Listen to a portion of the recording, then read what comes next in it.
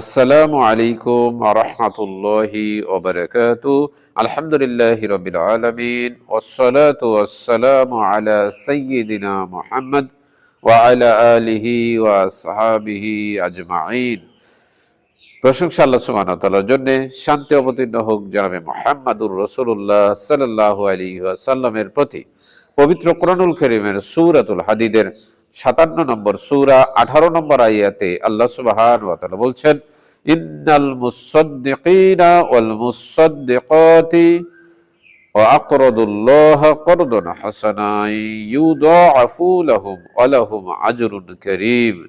আল্লাহ সুবহানাহু ওয়া তাআলা বলেছেন, ইন্নাল মুসাদ্দিকিনা, নিশ্চয়ই যারা দানশীল পুরুষ, ওয়াল মুসাদ্দিকাতি, এবং যারা দানশীলা নারী, ওয়া আকরাদুল্লাহ করদান হাসানা, তারা আল্লাহ সুবহানাহু ওয়া তাআলাকে উত্তম ঋণ দেয়।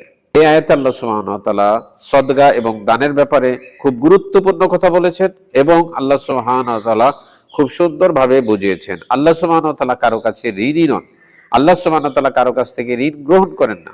তবু আল্লাহ সুবহানাহু ওয়া তাআলা এই আয়াতে করদন, ঋণ শব্দটি ব্যবহার করেছেন এই জন্য যেন মুমিন পুরুষ এবং মুমিন নারী দান করার ক্ষেত্রে তারা উৎসাহ পায়।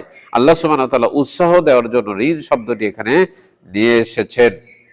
আল্লাহ সুবহানাহু ওয়া তাআলার পথে কেউ যদি দান করে, আল্লাহ সুবহানাহু ওয়া তাআলাকে যেন সে ঋণ দিচ্ছে এবং এই ঋণ আল্লাহ সুবহানাহু ওয়া তাআলা তাকে ফেরত দেবেন এবং আরো বহু গুণে আল্লাহ সুবহানাহু ওয়া তাআলা তাকে ফেরত দিবেন।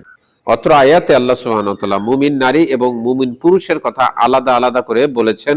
কারণ হচ্ছে সওয়াবের ক্ষেত্রে মুমিন নারী এবং মুমিন পুরুষ তাদেরকে সমানভাবে আল্লাহ সুবহানাহু ওয়া তাআলা দিয়ে থাকেন। যে যত বেশি দান করবে, যে যত বেশি ত্যাগ স্বীকার করবে, আল্লাহ সুবহানাহু ওয়া তাআলা তাকে এর চাইতে বেশি মর্যাদা আল্লাহ সুবহানাহু ওয়া তাআলা দান করে থাকবেন।